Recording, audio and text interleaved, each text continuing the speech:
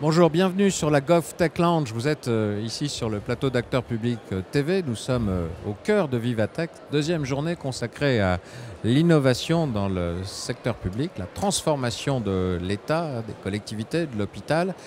Et il existe aujourd'hui un système qui est assez diffusé, assez utilisé par les Français, qui s'appelle France Connect. France Connect pose bien entendu le problème de la sécurité et pour en parler, j'ai le plaisir de recevoir un spécialiste. Bonjour Jérôme Chagnoux. Bonjour.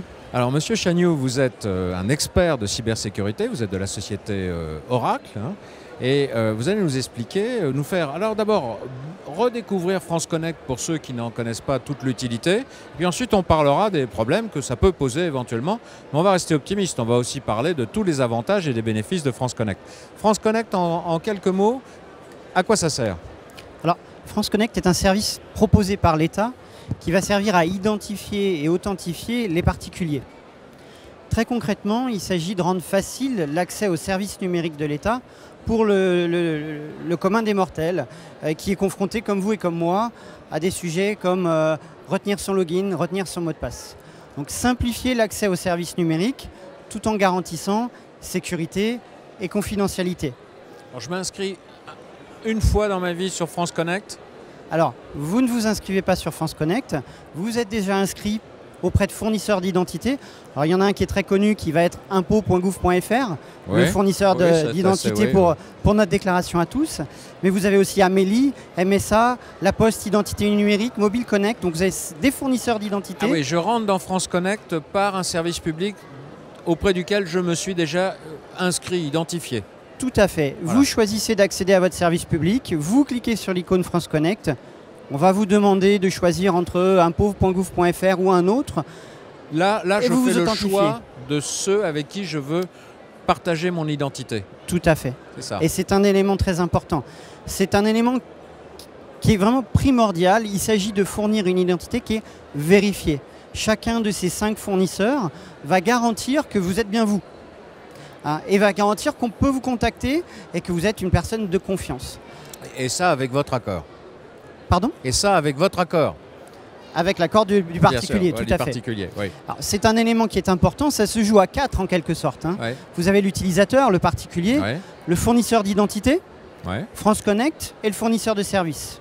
Vous voulez accéder à un service. Le fournisseur de service, ça peut être Amélie.fr, la Sécurité sociale, la CNAV. Ou la mairie de votre quartier qui voudrait vous permettre d'inscrire vos enfants à la cantine. Voilà. Alors une fois que j'ai une identité comme ça certifiée, authentifiée, il faut aussi que France Connect soit, puisqu'on parlait de sécurité, soit bien sécurisé. Est-ce qu'aujourd'hui, on est en garantie absolue de la sécurité de systèmes comme celui-là? Et qu'est-ce qu'une entreprise comme Oracle peut faire dans ce domaine-là, ou fait déjà dans ce domaine-là?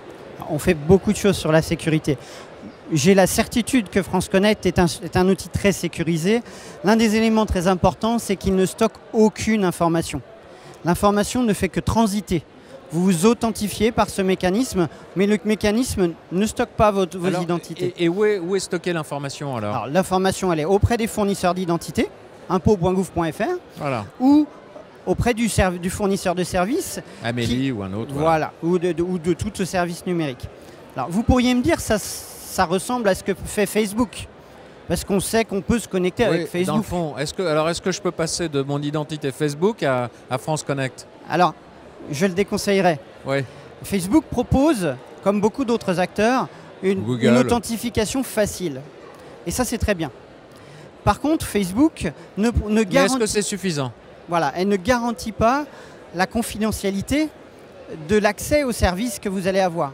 Quand vous vous authentifiez auprès de Facebook pour accéder à votre marchand en ligne, Facebook le sait. France Connect ne sait pas qui vous a donné l'identité et quel service vous allez accéder. Le service ne sait pas que vous venez depuis Amélie ou depuis impôts.gouv.fr. Oui, mais et France Connect va accepter une identification, une identité passée par Facebook? Non. Non, hein, non. Voilà, pour ces raisons-là. Non, parce que Facebook ne vérifie pas l'identité que vous êtes. Vous avez peut-être plusieurs comptes Facebook pour une personne. Alors que pour les impôts ou pour Amélie, il y a toujours une vraie personne physique derrière l'identité numérique.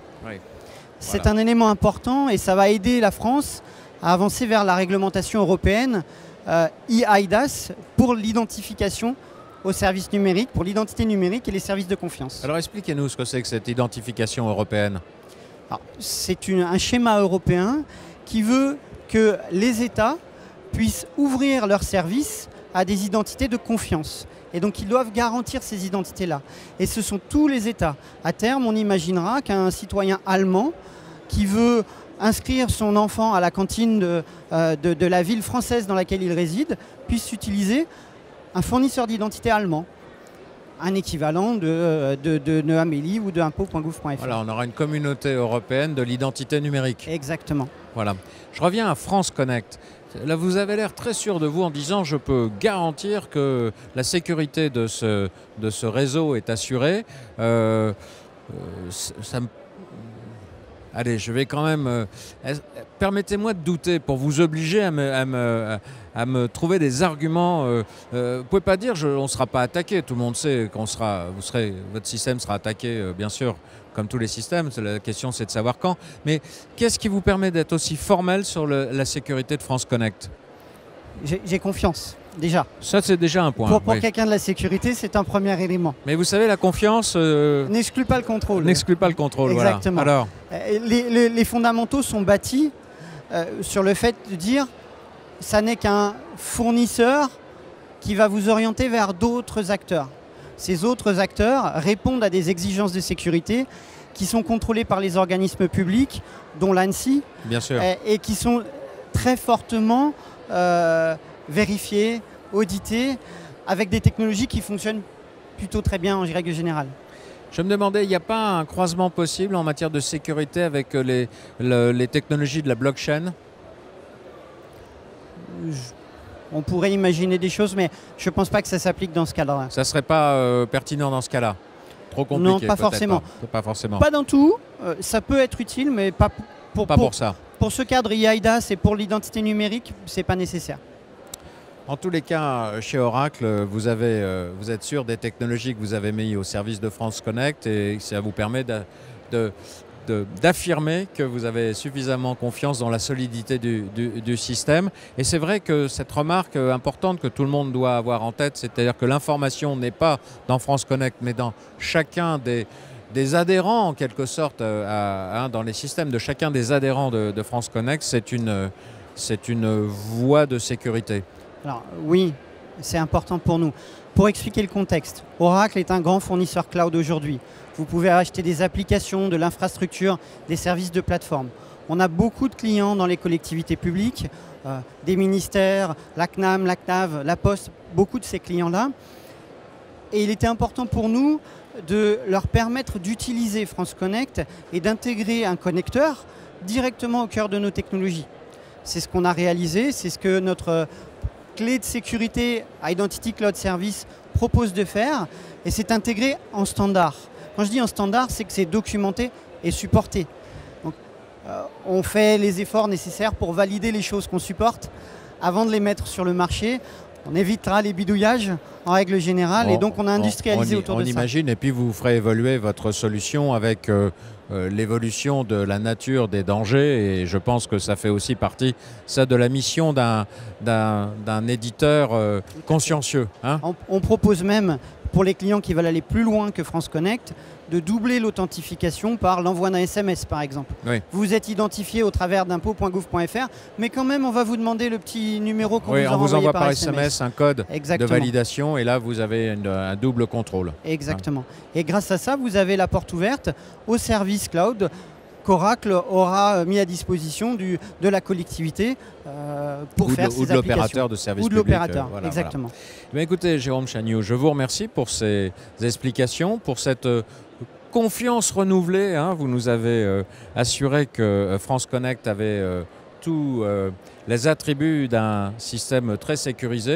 et on y croit volontiers quand on voit la conviction avec laquelle vous défendez la solution que Oracle a mis en place pour France Connect. Merci beaucoup Jérôme Chagnoux. Je vous dis à bientôt sur Acteur Public TV, et à vous tous, merci pour votre attention.